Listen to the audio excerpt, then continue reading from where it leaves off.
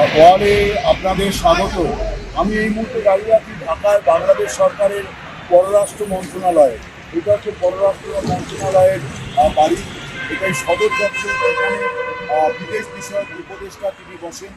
এখন নতুন সরকার বাংলাদেশের ক্ষমতায় আসছে, তারেক রহমানের নেতৃত্বে এই সরকারের বিদেশ নীতি কী হবে সেটা এখন খুবই আলোচনায়। বিশেষ করে ভারতের সঙ্গে বিদেশ নীতিটা কী হবে এটা নিয়ে সব মহলে খুব চর্চা আছে। বাংলাদেশ সরকারের তরফে এর অন্তর্বর্তী সরকারের সময়তে বৈদেশিক সম্পর্ক, দ্বিপাক্ষিক সম্পর্কের একটা অনেকটাই অবনতি হয়েছে। দুপক্ষ এই নিয়ে উদ্বেগ প্রকাশ করেছে এবং পরস্পরের দিকে আঙুলে তোলার চেষ্টা করেছে। নতুন সরকার বিএনপি তারা ইতিমধ্যে আভাস দিয়েছে যে তারা এই সম্পর্ককে মেরামত করতে চায় এবং নয়াদিল্লির তরফেও কিন্তু ঢাকাকে বারে বারে বার্তা দেওয়া হয়েছে যে তারা নতুন ইনিংস শুরু করতে চায়, শূন্য থেকেই শুরু করতে চায় যে সম্পর্ককে পুনর্নির্মাণ করা। আপনারা লক্ষ্য করে থাকবেন যে মরহুমা খালেদা জিয়ার জানাজায় বা শেষ যাত্রায় ভারতের তরফে বিদেশমন্ত্রী এস জয়শঙ্কর অংশ নিয়েছিলেন।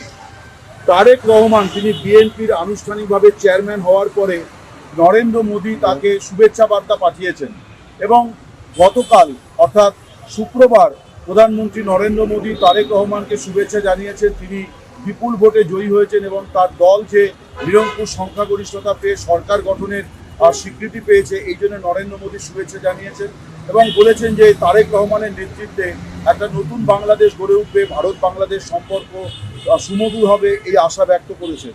এই ব্যাপারে ঢাকায় বিএনপির নেতৃবৃন্দ তারাও কিন্তু ইতিবাচক সাড়া দিয়েছেন এবং নরেন্দ্র মোদীর শুভেচ্ছা বার্তাকে তারা বলছেন যে এটা অত্যন্ত একটা ইতিবাচক এবং এইভাবেই কূটনৈতিক সম্পর্ক বিনির্মাণ হয়, এইভাবেই তারা এটাকে ব্যাখ্যা করেছেন।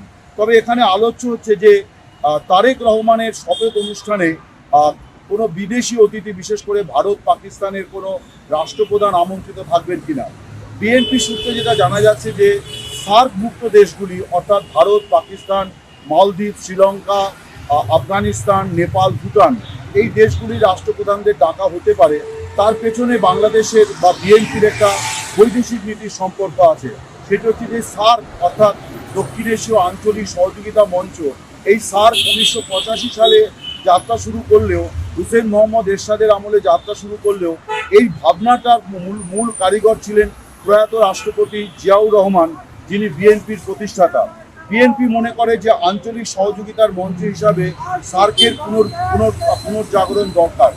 2016 সালে কাশ্মীরে পাকিস্তানি জঙ্গি হামলার প্রতিবাদে ভারত সার্কের শীর্ষ সম্মেলনে যোগ দিচ্ছে না এবং ভারতের পাশাপাশি বাংলাদেশের তৎকালীন হাসিনা গভর্নমেন্ট এবং ভুটান, নেপাল তারাও সার্কের শীর্ষ সম্মেলনে যোগ দিচ্ছে না। ফলে এই মঞ্চটি এখন খানিকটা নিষ্ক্রিয় হয়ে আছে। কিন্তু বিএনপি ইতিমধ্যেই ইঙ্গিত দিয়েছে যে তারা সরকার গঠনের পর সার্কের পুনর্জাগরণ চাইবেন এবং এটাও দেখার যে এই যদি রাষ্ট্রপ্রধানদের আমন্ত্রণ জানানো হয়, সেটা এখনো পর্যন্ত বিএনপি সূত্র থেকে স্পষ্ট কিছু জানা যায়নি, কিন্তু একটা আভাস পাওয়া যাচ্ছে যে সার্কভুক্ত দেশগুলির এছাড়া মার্কিন যুক্তরাষ্ট্র, ব্রিটেন এবং ইউরোপীয় ইউনিয়নের বিভিন্ন দেশগুলিকেও আমন্ত্রণ জানানো হতে পারে। কিন্তু বিশেষভাবে সার্কভুক্ত দেশগুলি, তার কারণ এটা বিএনপি তার একটা বার্তা দিতে চায়। সেক্ষেত্রে ভারতের তরফে কে আসবেন সেটাও এখন স্পষ্ট নয়। তবে এর আগে খালেদা জিয়ার জানা যায় ভারতের বিদেশমন্ত্রী এস জয়শঙ্করের সঙ্গে পাকিস্তানের প্রতিনিধিত্ব করছিলেন তখন সে দেশের জাতীয় সংসদের স্পিকার, তার সঙ্গে জয়শঙ্করের একটা সৌজন্য সাক্ষাৎকার হয়েছিল, করমর্দন হয়েছিল। সেটা এই অপারেশন সিঁদুরের পর পাকিস্তান এবং ভারতের শীর্ষ পর্যায়ের দুই নেতার করমর্দন এবং শুভেচ্ছা বিনিময় হয়েছিল। তারেক রহমানের শপথ অনুষ্ঠানে ঢাকায় ভারত, পাকিস্তান এবং বাংলাদেশ এক হাত হয় কিনা, সৌজন্যের এক হাত মিলিত হয় কিনা, করমর্দন হয় কিনা, এটা কিন্তু এখন কূটনৈতিক এবং রাজনৈতিক মহলে প্রবলভাবে চর্চায় আছে। ফলে এখন যেটা বোঝা যাচ্ছে যে বিএনপি তারা ইতিমধ্যে আভাস দিয়েছে যে তারা যে সরকার গঠন করবে, তাদের নেতৃত্ব একান্তে বলছেন যে এই সরকারের সামনে অনেক রকম চ্যালেঞ্জ আছে, অর্থনৈতিক চ্যালেঞ্জ আছে, আরও নানাবিধ চ্যালেঞ্জ আছে। বিএনপি নেতৃত্ব ইতিমধ্যেই আভাস দিয়েছে যে অতীতে যেভাবে বাংলাদেশের মাটি ব্যবহৃত হয়েছিল ভারতের বিরুদ্ধে জঙ্গিপনায়, সেটা তারা বরদাস্ত করবে না। এই ব্যাপারে তারা নিশ্চয়তা দিয়েছে এবং ভারতের সহযোগিতা তাদের দরকার হবে, কারণ দেশের অর্থনীতি এই মুহূর্তে অনেকটা ভঙ্গুর অবস্থায় আছে। গণ অভ্যুত্থান পরবর্তী সময়ে।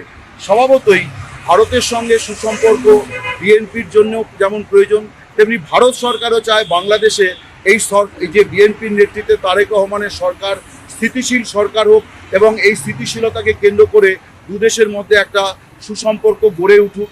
এখন দেখার যে সার্ক নিয়ে বিএনপি সরকারের বা বাংলাদেশের তরফে যে আগ্রহ, সেটাকে ভারত কতটা মর্যাদা দেয়, এটা আগামী দিনে দুদেশের সম্পর্কের ক্ষেত্রে একটা নতুন দিগন্ত খুলে দিতে পারে, এটাই মনে করছেন কূটনৈতিক মহল। অমল সরকার, ঢাকা, দ্য ওয়াল ব্যুরো।